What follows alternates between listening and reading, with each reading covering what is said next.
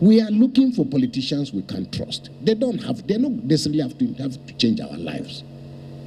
I have been very, very frustrated with this government. Not just because of the inability of this government to manage the rich diversity, the things that this lady has spoken about. There's verifiable evidence. Records are flying around. What is in the NNPC? Who is holding what position? The evidence is so blatant, and yet we know. I come from northern Nigeria. All of us know. It is inconceivable that any Nigerian president could do half of the things that have been done and will get out. But happily, this is coming to an end. The real challenge now is how to rebuild public trust and public confidence. Because whether we like it or not, ethnically, ideologically, religiously, even within Islam or within Christianity, so much fracture has occurred.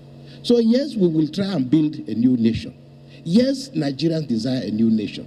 But it's going to be a very painful exercise. And that is why, ordinarily, frankly, were it not because of the things that this government has done, Nigeria will not be sitting here talking about Muslim ticket.